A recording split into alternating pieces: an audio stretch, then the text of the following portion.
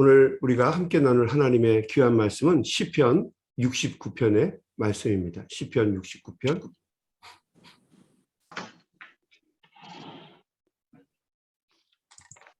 시편 69편 말씀입니다. 시편 69편은 다윗의 시고요. 또 영장으로 소사님 가락에 맞춘 노래입니다. 우리 한 절씩 돌아가면서 교독하도록 하겠습니다. 하나님이여 나를 구원하소서.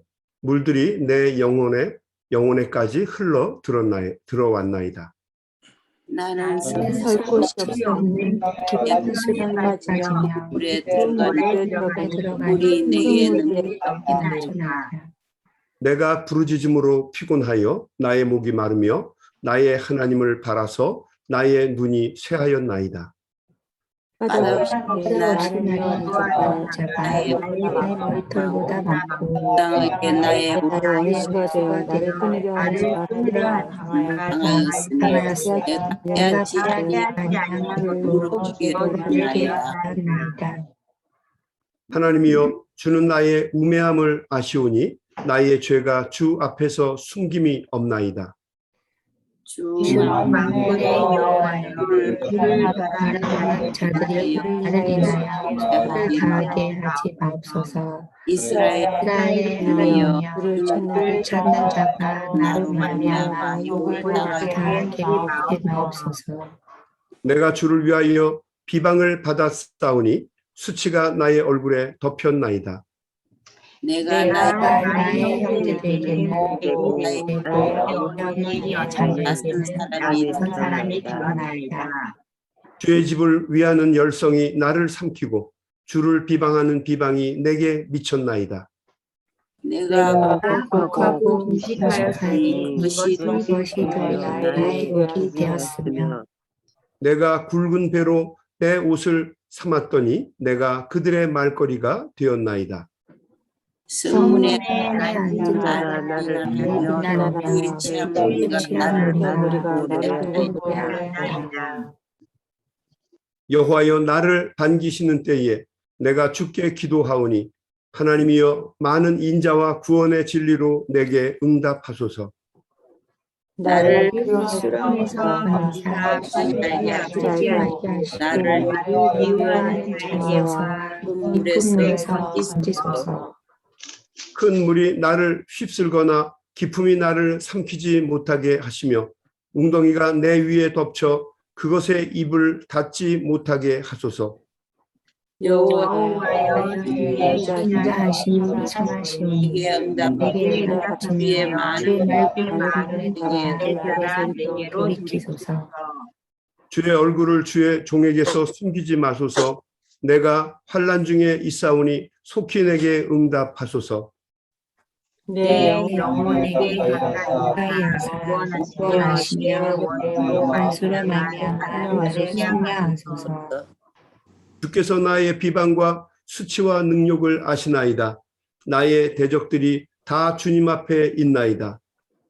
비방이 나의 마음을 상하게 하여 힘이 충만하니 땅이 여길 자를 바라고 긍휼히 여길 자를 바라나이다.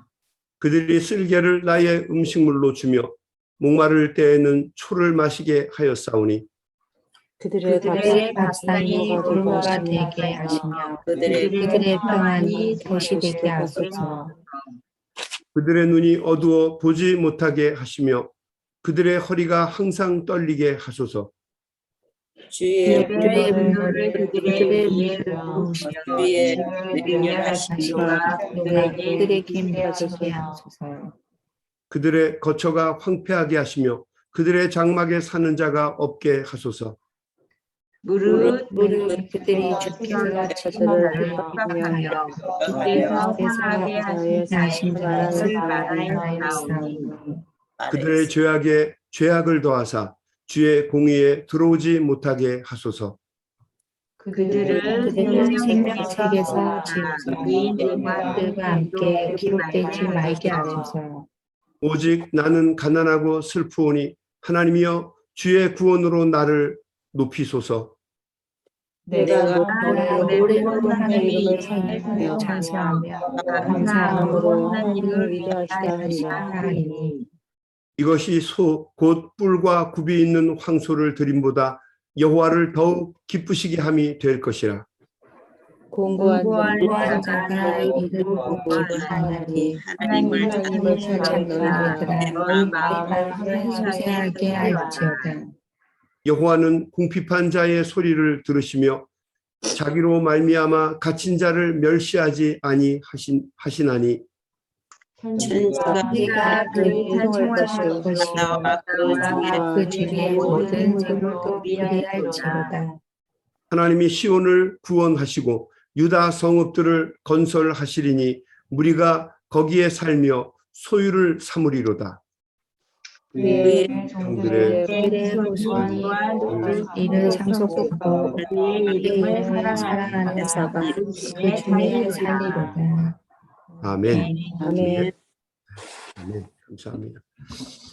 이 시편 69편은 대표적인 탄원시 중에 하나입니다. 우리가 다른 말로 또 비탄시라고도 하는데요. 탄원시, 비탄시 중에 하나입니다. 표제어를 보게 되면요. 소사님, 백합화 가락이죠. 소사님 가락에 맞추어 부르는 노래라고 되어 있습니다. 백합화처럼 순결하고 영롱한 가락으로 부르라는 그런 뜻입니다. 그러니까 순결하고 영롱한 가락으로 부르는 노래 이렇게 보시면 될 것 같아요. 그러니까 시편 45편처럼 뭐 왕의 결혼식 축가나 제왕시에 어울리는 가락이 소사님 가락입니다. 맑고 깨끗하고 희망을 주는 그런 영롱한 가락, 뭐 그렇게 부르라는 거죠. 그런데 공교롭게도 이 탄원시에다가 이렇게 이 소사님 가락을 붙인 것입니다. 그러니까 분노와 울분에 가득 찬 시편이 이 시편 69편인데 소사님 가락으로 부르라는 거죠. 좀 약간 좀 매치가 안 되지만 이제 그렇게 불러라라고 디렉션이 나와 있는 거죠. 그래서 자기의 억울함을 탄원하는 시편이 69편입니다. 탄원시 그러면 비탄시 그러면 어떤 신앙인과는 잘 어울리지 않는 그런 느낌을 주지요. 신앙인은 늘 기뻐하고 감사하고 하나님께 영광을 돌리는 말들을 자주 해야 되는데 이 시편 69편은 남을 원망하고 또 심지어는 남을 저주하는 그런 단어들이, 용어들이, 표현들이 많이 나와 있죠. 결코 신앙인답게 보이지 않는 구절들이 참 많습니다. 언뜻 보게 되면 어떤 경우에는 그 다윗의 시편이 욕하고 저주하는 내용들이 자주 나옵니다. 또 한탄하고 넋두리하는 듯한 내용들이 심심치 않게 자주 나오죠. 어떤 때는 전혀 세상 사람들과 다른 면이 없습니다. 이게 뭐야? 세상 사람들도 다 이렇게 하는데 이게 뭐가 다른가? 한탄할 거 다 한탄하고 넋두리 다 하고 욕할 거 다 하잖아요. 그러면 이게 뭐가 하나님께 드리는 시편과 다른 게 있을까? 그렇게 생각하는데 분명히 다른 게 있죠. 탄원시가 세상 사람들의 넋두리, 뭐 한풀이, 자기 연민과 근본적으로 다른 이유는 이 탄원시에는 아주 분명한 기도의 대상이 있습니다.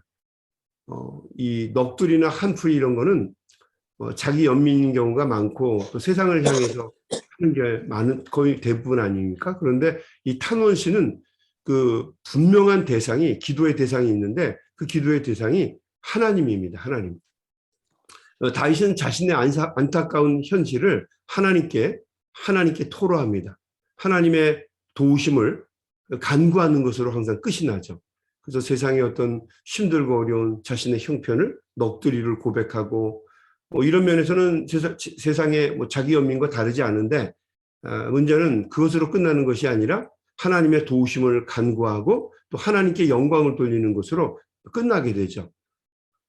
그런 면에서 이 시편 69편은 이제 그런 탄원시를 모양으로 기록된 전형적인 다윗의 시편입니다.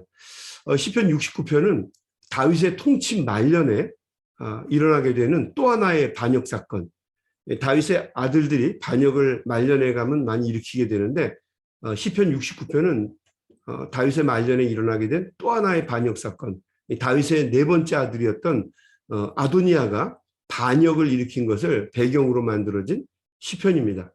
그러니까 열왕기상 1장의 말씀이 배경이 된 말씀입니다. 다윗은 정략 결혼을 통해서 수많은 후궁들을 얻게 됩니다. 그리고 그들에게서 태어난 아들들이 다윗의 말년에 갈수록 후계자가 되려고 왕위 다툼을 하게 되는 것을 보게 되죠. 그 중에 핫깃이라고 하는 부인이 있었는데 핫깃의 아들이었던 아도니아가 스스로 왕이 되고자 세를 모으게 됩니다. 그러니까 여러분, 우리가 압살롬도 그랬지만 아도니아도 그렇고 외모가 준수하고 아주 좀 뭐라 그럴까요? 똑똑한 능력 있는 아들들인데 결국 그런 아들들이 문제를 일으키게 됩니다. 스스로 왕이 되려고 자기에게 세를 모으게 되죠. 그래서 이 아도니아가 다윗의 용장이었던 수루야의 아들이었던 요압 그러면 대표적인 다윗의 오른팔과 같은 장수 아닙니까?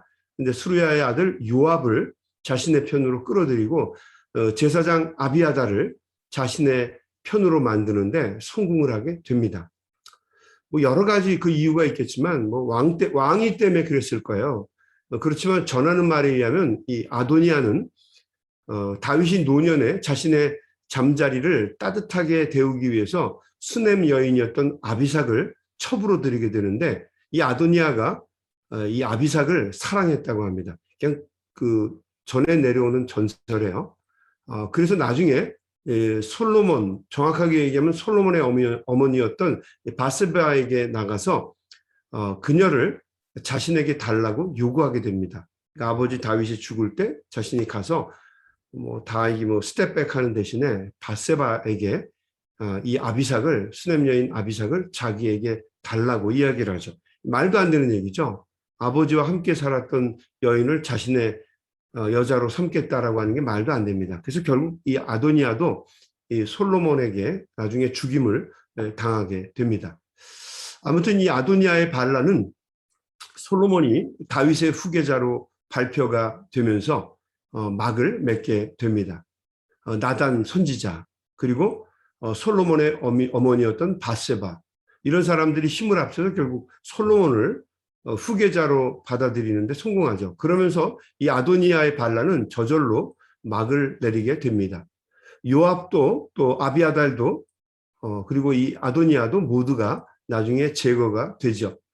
그래서 아무튼 다윗은 노년에 다시 한번 넷째 아들 아도니아의 반역으로 인해서 또 한 번의 고통을 경험하게 됩니다. 다윗은 죽음을 바로 앞두고 있는 인생 노년에도 끊임없이 고통스러운 일들이 연속적으로 계속해서 일어나게 됩니다. 그러니까 여러분, 우리가 다윗의 인생을 보면 우리 인생만 어렵다고 이렇게 하소연할 필요가 없습니다. 인생 자체가 힘들고 어렵습니다. 왜냐하면 원죄가 지배하는 세상에서는 끊임없이 이런 일들이 일어나기 때문이죠. 그래서 우리가 하나님의 나라를 동경하고 하나님의 나라를 사모하는 것이겠죠. 아무튼 이 다윗은 이 시편 69편을 이렇게 시작을 하게 됩니다. 시편 69편 1절 한번 볼까요? 하나님이여 나를 구원하소서 물들이 내 영혼에까지 흘러 들어왔나이다 라고 고백을 하죠. 2절 보겠습니다. 나는 설 곳이 없는 깊은 수렁에 빠지며 깊은 물에 들어가니 큰 물이 내게 넘치나이다. 3절 내가 부르짖음으로 피곤하여 나의 목이 마르며 나의 하나님을 바라서 나의 눈이 쇠하였나이다. 다윗은 전능하신 하나님이여 나를 구원하소서라고 하는 구절로 이 시편 69편을 시작합니다. 그러니까 이 구절이 시편 69편을 대변하는 구절입니다. 하나님 나를 구원해 주십시오라고 고백하는 것이 바로 시편 69편의 내용이구나 생각하시면 맞을 거예요. 우리가 하나님을 믿는 여러 가지 이유가 있겠지만 결국 근본적인 답은 하나입니다. 그게 뭡니까? 하나님 나를 구원해 주십시오라고 하는 겁니다. 이 구절 속에 인간의 어떤 그 실존적인 고뇌가 다 담겨 있고 우리가 가지고 있는 한계가 다 담겨 있습니다. 우리는 하나님의 도우심과 구원을 간구할 수밖에 없는 존재이죠. 나를 도와주십시오. 이것이 바로 우리 인생의 실존적인 모습입니다. 다윗은 깊은 수렁에 빠졌고 또 꼼짝달싹 못하는 이 어려움 속에 있습니다. 그래서 다윗은 이렇게 고백하죠. 많은 물들이 나를 질식시킬 정도로 나를 숨막히게 하고 있다라고 고백을 합니다. 이제 꼼짝없이 죽게 됐습니다. 깊은 수렁에 빠진 거예요. 여러분 그 사막에 가면 수렁이 있죠. 또 아프리카 정글에 가면 제가 본 적은 없습니다만 아무튼 수렁이 있습니다. 그래서 일단 이 모래 수렁이나 이런 이 수렁에 빠지게 되면 나오지 못하고 점점 빠지게 되는데 지금 다윗이 그런 지경입니다. 수렁에 빠져서 가라앉는데 물이 그냥 막 자기를 가두는 겁니다. 이제 곧 질식할 수밖에 없는 그런 상황 속에 빠지게 되었습니다. 꼼짝없이 죽게 된 거죠. 그래서 다윗이 4절에서 이렇게 고백합니다. 까닭없이 나를 미워하는 자가 나의 머리털보다 많고 부당하게 나의 원수가 되어 나를 끊으려 하는 자가 강하였으니 내가 빼앗지 아니한 것도 물어주게 되었나이다. 어떻게 보면 그 상황이 좀 이게 좀 아주 좀 이상한데 아무튼 그렇게 됐습니다. 어리석은 말이지만 여러분 한번 생각해 보세요. 사람의 머리털 숫자가요 평균 한 10만 개에서 11만 개라고 그래요. 근데 머리털보다 많은 원수들이 자기를 애워쌌다는 겁니다. 그러니까 뭐 엄청난 거죠. 많은 사람들 보이는 게 다 적이라고 이야기하는 겁니다. 머리칼보다 더 많은 적들이 그것도 강하고 사악한 자들이 자신을 억울하게 만들고 죽이려고 하고 있다라고 고백하고 있습니다. 더 많은 것들을 자기가 대가를 지불하게 되었다라고 고백하고 있는 겁니다.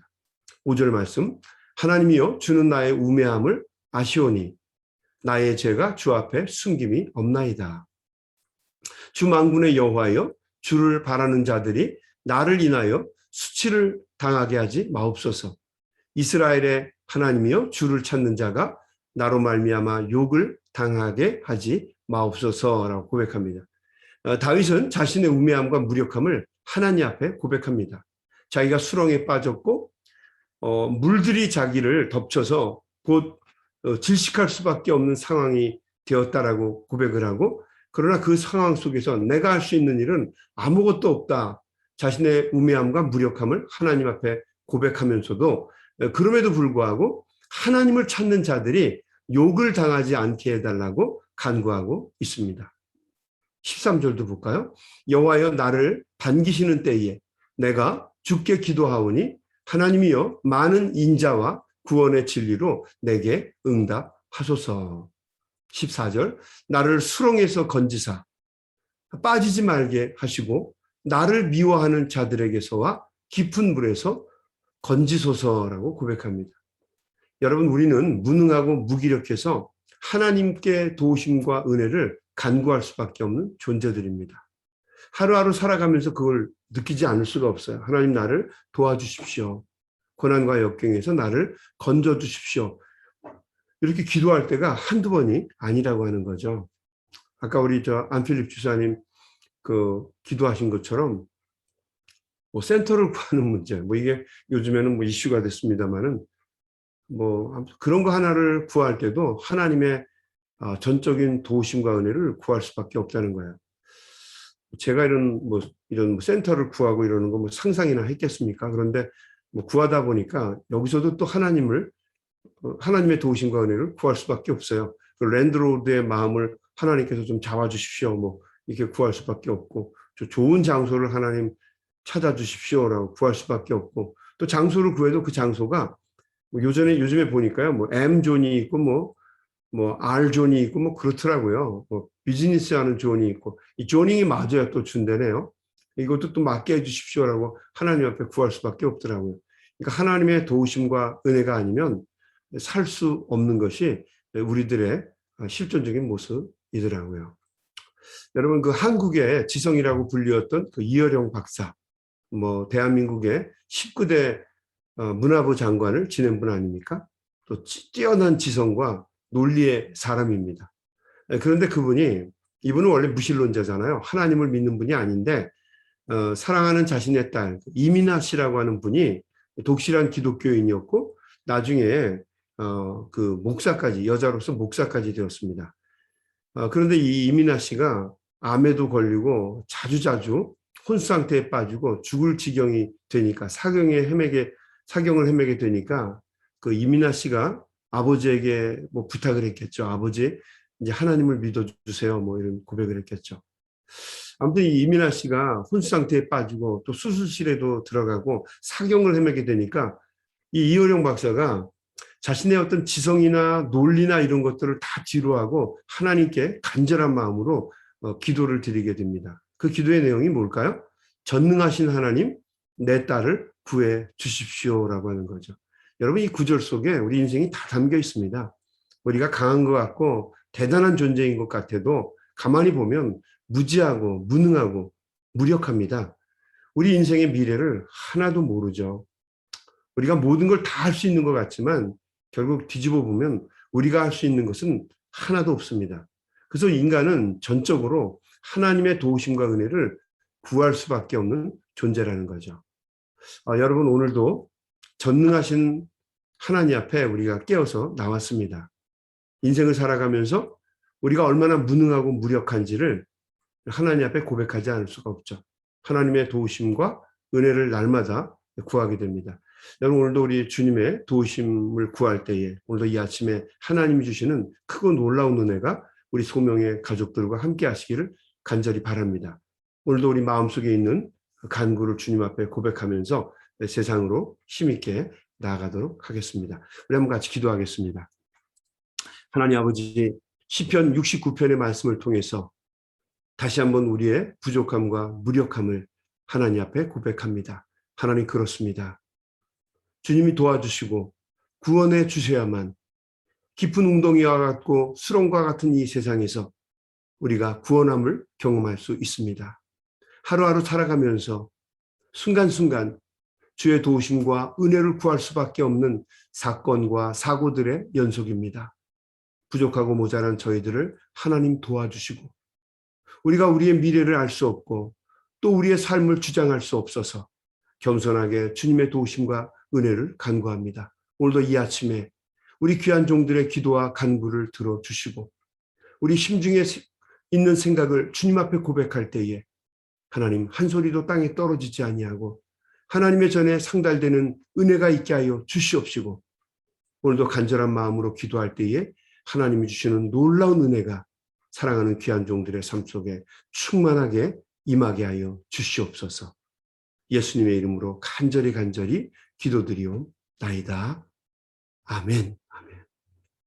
여러분, 오늘도 우리가 간절한 마음으로 주님 앞에 기도하면서 세상으로 나아가겠습니다. 우리 한번 같이 기도하겠습니다.